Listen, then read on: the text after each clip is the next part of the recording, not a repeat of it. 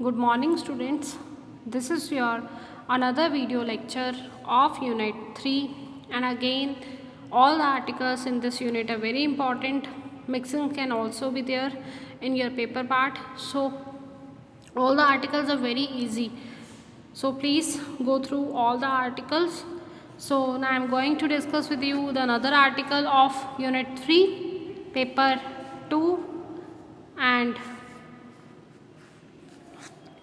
I am Navneet Kaur and I am going to teach you this paper. So, the name of the article is Diffraction at a Narrow Wire. ठीक है students, अब इसमें क्या है आपके पास, consider narrow slit as illuminated. इसमें अब आपने नैरो वायर लेनी है, ठीक है। अब उस नैरो वायर के अराउंड आपने पहले हमने जितने भी ये परचेस किए हैं वो आपने देखे होंगे, आपने नीचे लगाया या ऊपर लगाया, बीच में से लाइट जो है वो पास कर रही थी, ठीक है। अब इसमें आपने क्या करना है, यहाँ पर आपने एक वायर लगा देनी है।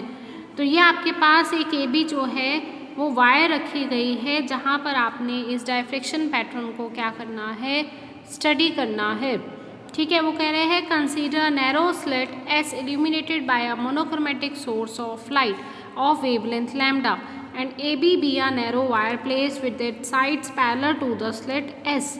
Let XY be the cylindrical wave front incident on the wire AB. वो कह रहे हैं XY जो है वो cylindrical wave front आ रहा है जो इस वायर के ऊपर क्या हो रहा है, फॉल हो रहा है। इसी तरह से ये जो आपके पास पॉइंट्स दिख रहे हैं P, P double dash, E, P dash and F, ये सारे के सारे पॉइंट जो हैं वो स्क्रीन के ऊपर लिए गए हैं। वो कह रहे हैं according to laws of geometrical optics we should get the uniform illumination above. अब लॉज ऑफ ज्योमेट्रिकल ऑप्टिक्स के अकॉर्डिंग E के ऊपर और F के नीचे आपको क्या मिलनी चाहिए, यूनिफॉर्म लाइट मिलनी चाहिए, ठीक है, क्योंकि बीच में से तो कट ऑफ टू लाइट ही किया हुआ है, ज्योमेट्रिकल शेडो रीजन आएगा, ठीक है। वो कह रहे हैं कि according to laws of geometrical optics we should get the uniform illumination above E and below F and complete darkness. इस EF के बीच में कंप्लीट डार्कनेस आनी चाहिए और इस EF के बीच में कंप्लीट डार्कनेस आनी चाहिए। E के ऊपर F के नीचे आपके पास क्या दिखने चाहिए, बिल्कुल ही आपके पास बैंड्स जो हैं वो ब्राइट दिखने चाहिए, यूनिफॉर्म इल्यूमिनेशन आनी चाहिए।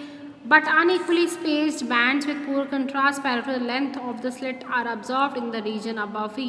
लेकिन E के ऊपर और F के नीचे आपको unequally spaced bands दिखाई देते हैं, ठीक है। While equally spaced bands parallel to the length of the slit are absorbed on the region EF. वो कह रहे हैं इस EF के ऊपर आपके पास क्या दिखाई देते हैं, equally spaced bands parallel to the length of the slit are absorbed on the region EF. unequally equal space EF के अंदर दिखाई देते हैं। तो इसको कैसे एक्सप्लेन किया गया, इसके लिए आपने क्या करना है, explanation. Consider a point P double dash on the screen. आपने क्या करना है, एक P डैश पॉइंट ले लेंगे यहाँ पर E के ऊपर इल्यूमिनेटेड रीजन में P डैश पॉइंट ले लेंगे on the screen in the illuminated region, join S to P dash. वो कह रहे हैं इस S को P डैश के साथ ज्वाइन कीजिए, meeting the wave front at O dash. P dash point लिया है तो इसके कॉरस्पॉन्डिंग जो आप सेंटर लेंगे वो लेंगे O डैश लेंगे। O dash is a pole of wave front with respect to P dash, ठीक है। इफ़ वी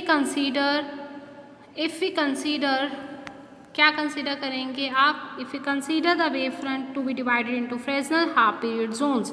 वेव फ्रंट को हमने मान लेना है HP स्ट्रिप्स में क्या है वो डिवाइड हुआ है, ठीक है। The intensity at P dash will be partially due to upper part of the wave front. और वो कह रहा है जो P डैश के ऊपर जो इंटेंसिटी होगी वो किस कारण होगी, आधा तो partially due to upper part of the wave front O dash X के कारण, एक तो O डैश X के कारण होगी और partially due to O dash A के कारण होगी इस P पॉइंट के ऊपर इंटेंसिटी।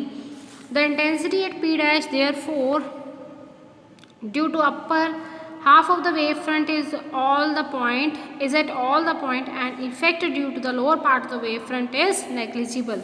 तो वो कह रहे हैं अब जो है आपके पास जो इंटेंसिटी आ रही है वो सिर्फ अपर part of the wave front के कारण ही आ रही है, बी वाई के कारण तो इसके ऊपर कोई इफेक्ट ही नहीं पड़ेगा, इसलिए वो इंटेंसिटी क्या हो जाएगी, नेग्लिजिबल हो जाएगी। वो कह रहे हैं सपोज करते हैं कि जो आपके पास पॉइंट है ओ डैश ए, यहाँ पर जो आपके पास पॉइंट है ओ डैश ए, ठीक है, तो यहाँ मैं आपको क्लियर लिख देती हूँ, ये पॉइंट आपके पास क्या है ओ डैश ए। वो कह रहे हैं अगर आपके पास ओ डैश ए कंटेन कर रहा है an odd number of half period zones, तो intensity at P dash, O dash का मतलब क्या है A1 minus A2 plus A3, resultant में क्या मिला प्लस, तो मैक्सिमा बनेगा। और अगर ओ डैश ए में HP स्ट्रिप जो एक्सपोज टू लाइट है वो इवन इन नंबर है तो P will be minimum. The intensity of maxima कम होती जाएगी जैसे जैसे आप दूर जाते जाओगे, और मिनिमा जो है कि इंटेंसिटी बढ़ती जाएगी, डार्कनेस बढ़ती जाएगी जैसे जैसे सेंटर से दूर जाते जाएंगे, ठीक है। तो according to condition of interference the point P double dash will be bright और dark depending upon the path difference between BP double dash and AP double dash is equal to even and odd number of half the wavelength. अगर PP dash minus AP double dash n into lambda के equal होगा तो maxima बनेगा, और अगर odd multiple of half the wavelength के equal होगा तो मिनिमा बनेगा। Fringe width beta is given by lambda into capital D by small d। अगर आपको बीटा की वैल्यू पता है, स्मॉल d की वैल्यू पता है, कैपिटल D की वैल्यू पता है, तो आप value of lambda can be determined, value of lambda can be determined. ये जो है आपके पास ग्राफ्स बनाए गए इंटेंसिटी डिस्ट्रीब्यूशन ग्राफ, ये है आपके पास इंटेंसिटी, ठीक है। ये P पॉइंट लिया हुआ है जहाँ पर जब एक्सपेरिमेंटली देखा गया तो यहाँ पर ये ज्योमेट्रिकल शेडो रीजन है एक तरह से आपके पास, ठीक है। यहाँ पर इंटेंसिटी आपको इक्वली स्पेस बैंड्स दिख रहे थे जब एक्सपेरिमेंटली ऑब्जर्व किया गया, और इसके यहाँ पर एकदम से रैपिडली इंक्रीज होगा, फिर जैसे जैसे वहाँ से दूर जाते रहेंगे इंटेंसिटी गोज ऑन डिक्रीजिंग। फिर अगेन यहाँ पर aperture to open to light किया हुआ है, यहाँ पर एक वायर लगाई गई है, वायर के यहाँ पर तो आपको ऐसे यूनिफॉर्म इल्यूमिनेशन दिखेगा, और जहाँ से उसके कॉर्नर्स आएंगे वहाँ पर इंटेंसिटी एकदम से बढ़ेगी फिर कम होगी, और फाइनली जैसे जैसे सेंटर से दूर जाएंगे वैसे वैसे इंटेंसिटी दोनों तरफ गोज ऑन डिक्रीजिंग होती जाएगी।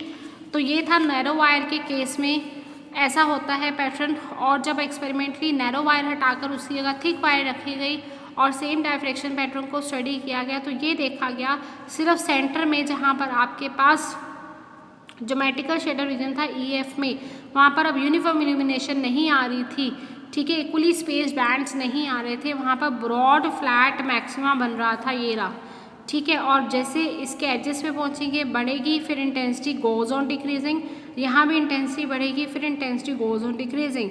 तो intensity distribution due to our narrow wire और एंड थिक वायर। तो ये आपके पास जो है इसकी फिगर की कैप्शन है, ये नैरो वायर लिखोगे यहाँ जरूर, और ये थिक वायर लिखेंगे। उसके बाद इसमें जो आपने और इंक्लूड करना है वो है स्टूडेंट्स कि effect of increasing the thickness of wire. अगर आप थिकनेस ऑफ वायर को बढ़ाएंगे तो क्या इफेक्ट पड़ेगा वो हमने देख ही लिया। वैसे भी the thickness of wire is gradually increase, the width of interference fringes decrease हो जाएंगी, और diffraction pattern in the illuminated region is unaffected. सिर्फ ये फर्क पड़ेगा कि विड्थ बढ़ जाएगी और डायफ्रेक्शन पैटर्न जो है इल्यूमिनेटेड रीजन में अनइफेक्टेड रहेगा, वैसा ही आएगा, उसके ऊपर कोई इफेक्ट नहीं पड़ेगा।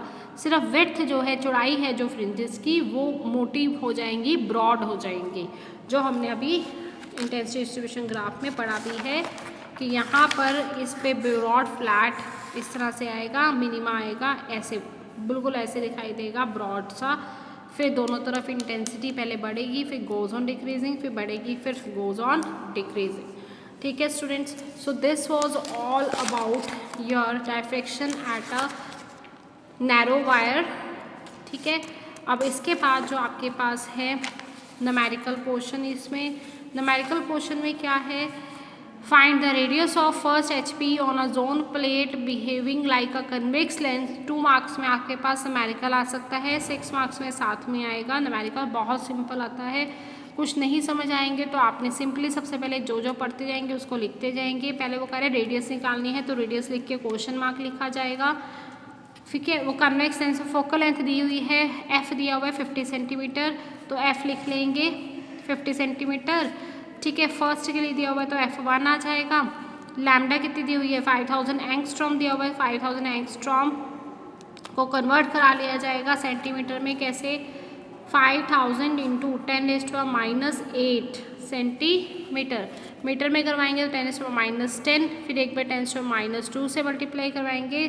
ठीक है, तो आपके पास सॉरी 10⁻² से करवाएंगे तो आपके पास आएगा 10⁻⁻8 सेंटीमीटर।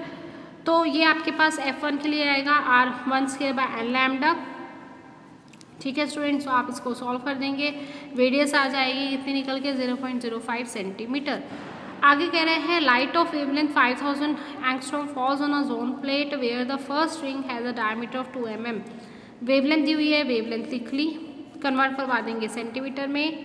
जोन प्लेट के ऊपर फॉल हो रही है तो जोन प्लेट वाला फॉर्मूला यूज हो जाएगा फोकल लेंथ वाला। फर्स्ट रिंग है तो आर की वैल्यू 1 पुट करनी है, डायमीटर है 2 mm, डायमीटर दिया हुआ है कितना 2 mm, तो डायमीटर से आप क्या निकालेंगे, देखो डायमीटर दिया हुआ है 2 mm, डायमीटर जो होती है वो रेडियस की ट्वाइस होती है, तो यहाँ से रेडियस कितना आएगा 2/2/r, तो 1 mm, तो आ गया आपके पास यहाँ से रेडियस निकल कर।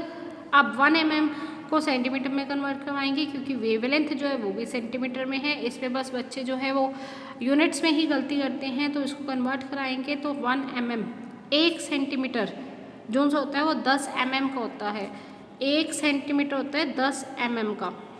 ठीक है, तो आपने सेंटीमीटर से कन्वर्ट कराना है किस में, mm में। ठीक है, 1 सेंटीमीटर में 10 mm होते हैं, तो जब आप इसको कन्वर्ट कराएंगे, हमने mm से करवाना है सेंटीमीटर में, तो 10 से डिवाइड करवा देंगे तो 0.1 सेंटीमीटर आ जाएगा आपके पास। तो F1 आ जाएगा RN², 1 के square by n into lambda. तो इसकी वैल्यू जो फर्स्ट फोकल लेंथ निकल के आ जाएगी फर्स्ट ब्राइट स्पॉट के लिए 200 सेंटीमीटर आ जाएगा। So this was all about your numerical portion. बहुत सिंपल न्यूमेरिकल्स आते हैं, बस आपको एक ही फॉर्मूला याद रखना है, R(n² is equals to n into b into lambda. So this one was all about your unit 3 Fresnel diffraction with numerical part. I hope students you understand it very well. So thank you students.